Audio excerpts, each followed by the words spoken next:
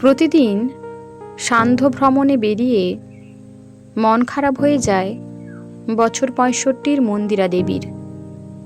মন খারাপের কারণ হলো বাড়ির কাছাকাছি ওই বৃদ্ধাশ্রম। বৃদ্ধাশ্রমের পাশ দিয়েই প্রতিদিন হেঁটে যান মন্দিরা দেবী। হাঁটতে হাঁটতে যখন বৃদ্ধাশ্রমের কাছে আসেন, গতিটা যেন এমনিই থেমে যায়। কিছুক্ষণ দাঁড়িয়ে থেকে দেখেন কত বৃদ্ধ বৃদ্ধাকে। দেখে কি যেন সব ভাবেন। ভাবতে ভাবতেই চোখে জলও এসে যায় মন্দিরা দেবীর। মন্দিরা দেবী বাড়িতে একাই থাকেন। বছর ২ আগে স্বামী মারা গেছেন। একটি মাত্রই ছেলে। ছেলে বিদেশে থাকে। নিজেও ভালো চাকরি করতেন। দক্ষিণ কলকাতায় অত বড় বাড়ি।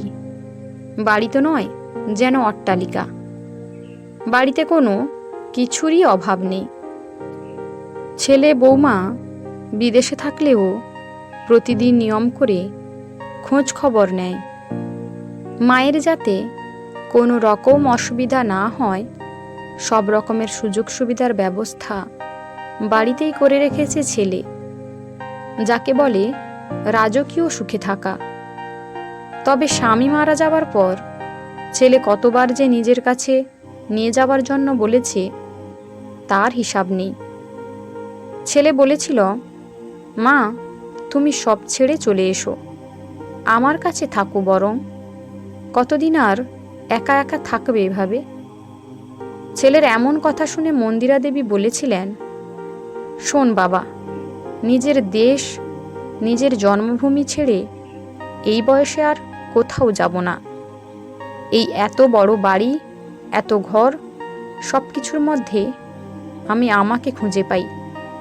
তাছাড়া বাড়ির প্রতিটি কোনায় কোনায় জড়িয়ে আছে তোর বাবার অমূল্য সব স্মৃতি। তাই সব ছেড়ে চলে গেলে এগুলো সব মূল্যহীন হয়ে যাবে। তখন নিজেকেই নিজের কাছে মূল্যহীন মনে হবে। আমি পারবো না যেতে। মায়ের কথার উপর ছেলে কোনো কথাই বলতে পারেনি সেদিন। কিন্তু উপায়ও নেই। বিদেশের চাকরি, সব কিছু ছেড়ে তো চলে আসাও যায় না। মন্দিরা দেবীর প্রথম থেকেই ইচ্ছে ছিল ছেলে যেন মনের মতো মানুষ হয়। হ্যাঁ, ছেলে সত্যিই মানুষ হয়েছে। ছেলের সাফল্যে মন্দিরা দেবী ভীষণ খুশি। বেশ কিছুদিন হলো মন্দিরা দেবী যেন একটু অন্যমনস্ক। ভেতরে ভেতরে বয়ে বেড়াচ্ছে একটা চাপা যন্ত্রণা। বৃদ্ধাশ্রমের সামনে এলেই বুকের ভেতরটা যেন কেমন করে ওঠে। মনের ভেতরে গুমড়ে মরা একটা অসুখ যেন প্রতিদিন বিচলিত করে তুলেছে মন্দিরা দেবীকে। মন্দিরা দেবীর এমন অস্বাভাবিকতার আঁচ ছেলেও বেশ কিছুদিন ধরে লক্ষ্য করছিল। ফোন করলে আগের মতো ভালো করে কথাও বলে না। ছেলেও যেন ঠিক বুঝে উঠতে পারছিল না। অথচ মন্দিরা দেবীর ছেলে ভালো চাকরি করে, নিজে পেনশন পান, তার ওপর এত বড় বাড়ি, বিলাস বসন, তারপরেও কিসের অসুখ? তো সেদিন ছেলে ফোন করে জিজ্ঞেস করেছিল, মা তোমার কি শরীর খারাপ? আজকাল ফোন করলে সেভাবে কথা বলতে চাও না। আমার ওপর তুমি কি রেগে আছো? কিছু দোষ বা আমার কোনো কথায় কষ্ট পেয়েছো? মন্দিরা দেবী দীর্ঘশ্বাস ফেলে উত্তর দিয়েছিলেন, সেসব কিছু না। তাহলে কি হয়েছে আমাকে বলতে পারো। এমনিতেই তুমি বাড়িতে একা একা থাকো। চিন্তা হয় মা, তোমাকে নিয়ে আসতে চাইলেও আসবে না তুমি। এইভাবে একা একা থাকলে তো তুমি একা হয়ে যাবে, ডিপ্রেশনে চলে যাবে। ভাবো তো তখন কি হবে?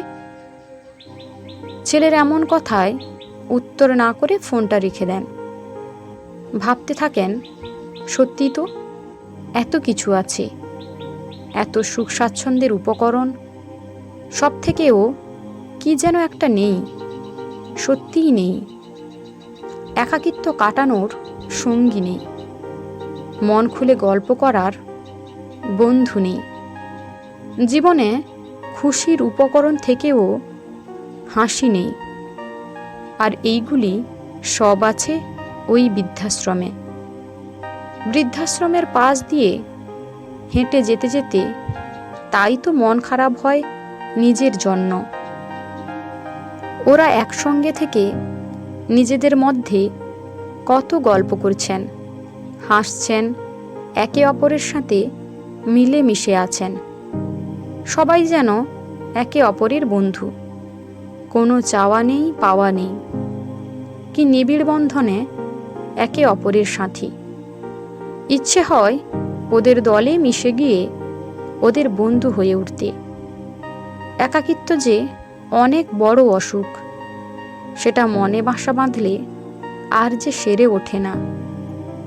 ভাবনার জগৎ থেকে সংবিত ফিরিয়ে সঙ্গে সঙ্গে ছেলেকে কল করেন মন্দিরা দেবী। বলেন, একটা কথা রাখবি বাবা? নিশ্চয়ই মা, তোমার জন্য সব করতে পারি। বলো কি করতে হবে? আমাদের বাড়ির পাশে ওই যে বৃদ্ধাশ্রম আছে, আমি ওখানে থাকতে চাই। ওখানে আমার মতো কত মানুষ আছে যারা সবসময় হাসি খুশিতে আছে। ওখানে গেলে হয়তো আরও কয়েকটা বছর বাঁচতে পারি। প্লিজ বাবা, না করিস না, আমাকে ওখানে থাকার ব্যবস্থা করে দে। কিন্তু মা, এটা তো ভালো দেখায় না। কত মানুষ, কত লোক খারাপ কথা বলবে, সবাই আঙুল তুলবে, বলবে ছেলে মাকে দেখেনি তাই বৃদ্ধাশ্রমে দিয়ে এসেছে। কিন্তু কেউই বুঝবে না তখন। মানুষের মন থেকে এই খারাপ ধারণাটা কবে যে মুছবে কে জানে।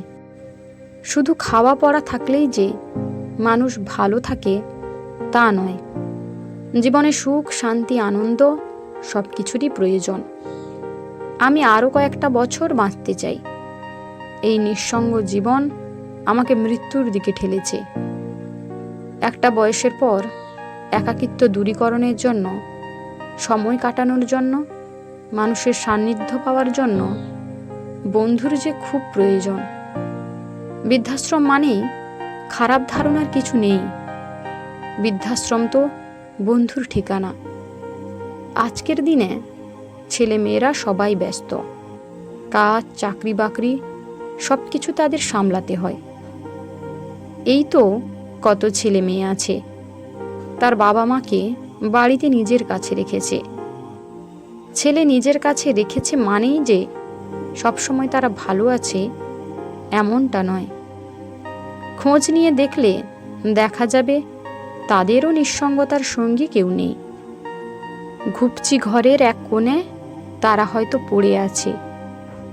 তাই তোদের মতো করে ভালো না রেখে আমাদের মতো করে আমাদেরকে ভালো রাখ। ভেবে দেখিস বাবা আমার কথাটা। মন্দিরা দেবীর কথাগুলো শুনে ছেলেও ভাবতে থাকে, ঠিকই তো, আমার মা বাবাদের আমাদের মতো করে ভালো না রেখে ওদের মতো করেই ভালো রাখতে পারি। একাকিত্বের সফরে আমরাই বোধহয় আরও একা করে দিই। ওদের মনের খোঁজ নিয়ে পাশে থাকতে ভুলে যাই। মায়ের কথায় মনটা খারাপ হয়ে যায় ছেলের। তারপর থেকে 2 বছর হতে চলল। মন্দিরা দেবী এখন খুব ভালো আছেন, মনের আনন্দে আছেন। একাকিত্ব নামক বড় অসুখকে দূরে সরাতে পেরেছেন। নিজের মতো অনেককেই খুঁজে পেয়েছেন, তাদের সাথে গল্প করেন, মন খুলে হাসেন। সন্ধ্যের পর হারমোনিয়াম নিয়ে গানের আসর বসান। কখনো আবার গানের খেলা অন্তাক্ষরীতে মেতে ওঠেন। আসলে সেদিন মন্দিরা দেবীর কথাগুলো শুনে ছেলেও ভেবে দেখেছে, মা ঠিক কথাই বলেছে। বৃদ্ধাশ্রম তো বন্ধুর ঠিকানা। মস্ত ফ্ল্যাটের আভিজাত্যের মোড়ক লাগানো পোষা আলাসিয়ানার সঙ্গে না থেকে তাদের বয়সী সাদামাটা কোনো বন্ধুর সান্নিধ্যেই হয়তো এই বয়সে ওরা খোঁজে। তাই মনস্থির করে ফেলে মায়ের কথাই রাখবে। 6 মাস পর বাড়ি আসে মন্দিরা দেবীর ছেলে। নিজের বাড়িটাকেই নতুন রূপে নতুন নামকরণে সাজায়। 4খানা ঘরেই গড়ে তোলে এক আনন্দের ঠিকানা। অসহায় বৃদ্ধ বৃদ্ধা কয়েকজনকে নিয়েই গড়ে তোলে আনন্দ আশ্রম। মন্দিরা দেবীর ছেলে বাড়িতে ফিরে যখন এই প্রস্তাব দিয়েছিল, মন্দিরা দেবী তখন খুশি হয়ে বলেছিল, এর থেকে ভালো কিছু হতে পারে না। আমার মনের ইচ্ছে পূরণ করলি আনন্দ। তবে এ বাড়ির নামটা চেঞ্জ হবে। বাড়িটার নাম হবে আনন্দ আশ্রম। তাছাড়া আমার নিজের পেনশনের টাকা, তোর বাবার সব টাকা জমিয়ে রেখে কাজ কি? বরং ভালো কাজে লাগুক সে টাকা। একদম ঠিক বলেছ মা। এই 2 বছরে মন্দিরা দেবীর আনন্দ আশ্রমে মন্দিরা দেবীর সঙ্গী এখন 10 জন। সেই সঙ্গে আরও 3 জন আছেন যারা ওনাদের দেখাশোনা করেন। হাসি খুশিতে দিব্যি দিন কাটাচ্ছেন ওনারা। একটা ঘর খালি রেখেছেন ছেলের জন্য। ছেলে, বৌমা, নাতি নাতনি সবাই বছরে একবার আসে, ওই দুর্গাপুজোর সময়ে। হই হুল্লোড় আনন্দ করে সবার সাথে কয়েকদিন কাটিয়ে যায় এই আনন্দ আশ্রমে। আনন্দ আশ্রম তখন মুখরিত হয়ে ওঠে আনন্দ আর আনন্দময়ীর আগমনে। যেন বলতে ইচ্ছে করে, আনন্দ ধারা বহিছে ভুবনে।